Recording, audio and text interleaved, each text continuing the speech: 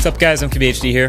Okay, so foldable smartphones are getting a lot of buzz right now, especially here in early 2019. You got your Royale FlexPi, you got the Samsung folding display that was on stage, you have Xiaomi's new dual folding smartphone that they showed off recently, you also have the Motorola Razr Resurrection rumors. I mean, it's crazy stuff. There's a lot going on. Some might even call it hype. And I love that we're at the beginning of what I think might turn out to be one of the more interesting years in smartphones, because we have these bezel-less things, but we also have the punch-out displays and the notch workarounds and the sliders and the portless phones and the foldable phones. But just so it's clear where we're at, foldable smartphones aren't really ready yet. But just so it's all in one place, here's what I really think about folding smartphones right now. Here's the truth about folding smartphones. That could have been the title to this video. They're not really ready yet for three main reasons. One, the foldable technology. Two, the software. And three, the use case. So the first part, the technology of the fold, it's pretty simple. It's the current state of hardware. We have all these super thin, super advanced OLED displays that are flexible and can be bent and shaped into all kinds of different shapes. You may have seen me unbox that 77-inch OLED wallpaper TV. That's what OLED is. It's this incredible self-contained technology that lets you make incredibly thin panels. So if you cover those panels in flexible plastic instead of rigid glass, then yes, they can technically fold, but just not quite perfectly flat. Like in a dream world, we want to be able to fold a display just like a piece of paper. Just fold it right in half and it's perfectly flat. Unfortunately, displays, at least with today's technology, are not quite as thin as a piece of paper. So in pretty much every folding smartphone design you see so far, it's got this sort of Z-axis where it's not perfectly flat. Not quite as cool. Now, it's still cool that we're getting closer to flat, and I'm sure as technology improves, this Z-axis thickness will shrink more and more.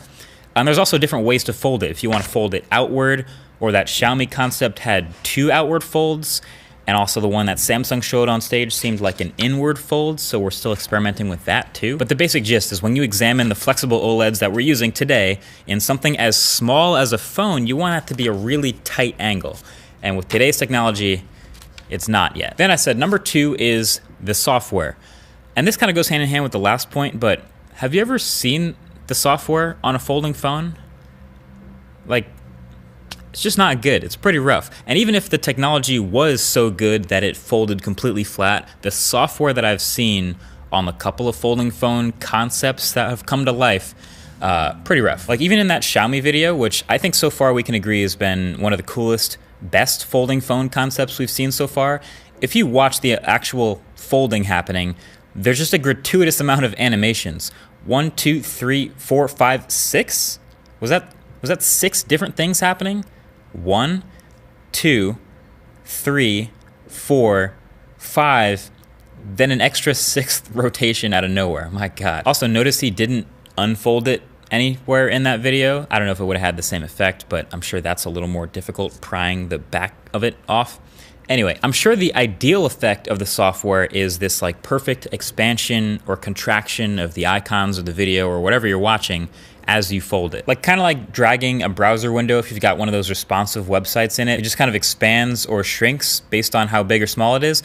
But yeah, it's just not quite there yet either. Google has said that they're going to build foldable display support into Android, which is great for those of them that are going to use Android. But if you've noticed, a lot of the vendors that are just sort of making their own flexible smartphones now tend to be the ones that'll just ignore whatever Google does with Android and just do it their own way. So that might not actually be effective for a little while. And then the last point was use case.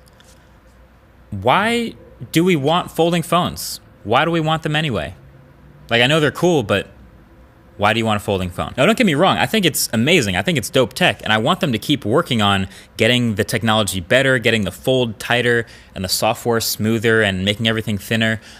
But I just don't know why yet. Like I'll give 2 potential useful versions of a foldable phone. One being the obvious, like having something that can go from a tablet, small tablet, to a big phone just by folding. There are tons and tons of smartphone owners out there that also buy iPad minis.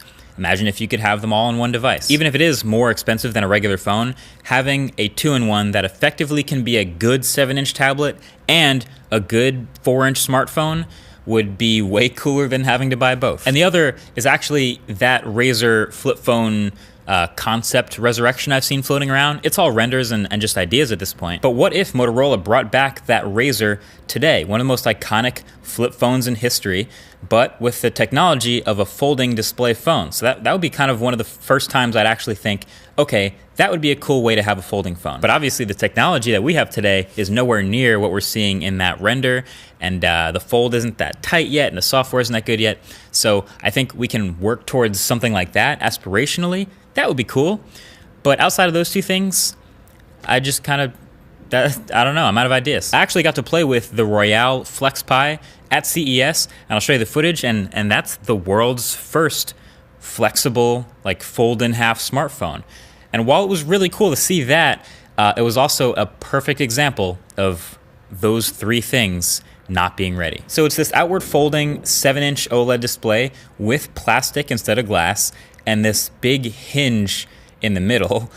And yeah, the tech isn't ready. You see that huge hinge literally with rubber holding what I'm sure is cables and lots of parts in place so you can fold it. But you can fold it, and when you do, it's nowhere near flat, obviously. So you end up with this sort of a triangle-shaped, somewhat smaller device, which isn't really comfortable to use in any way. The software also isn't ready. Plenty of strange animations. Same deal with the massive lag, and you can see it for yourself. And the use case, just as a result, isn't quite there. Maybe in theory, this is a small tablet when it's unfolded, but once folded up, like what exactly is that supposed to be? Is it a phone size? You know, the sort of a triangle. I'm not sure what to make of it. It's barely pocketable. Not quite there. So bottom line, I'm not down on foldable smartphones. I'm actually really excited for them. I think they're coming right on the heels of a year where a lot of people were starting to say, hey, phones all just kind of look the same now. They all have a notch and a glass sandwich. It's all getting boring. So this is a real interesting idea coming from the pressure on manufacturers to come up with something unique and different for us to be entertained by. But it's pretty clear that the technology isn't quite caught up to the idea that we have. But that hasn't stopped many things from eventually being amazing. So I'm rooting for foldable smartphones, but they're not quite ready yet. Thanks for watching. Catch you guys in the next one. Peace.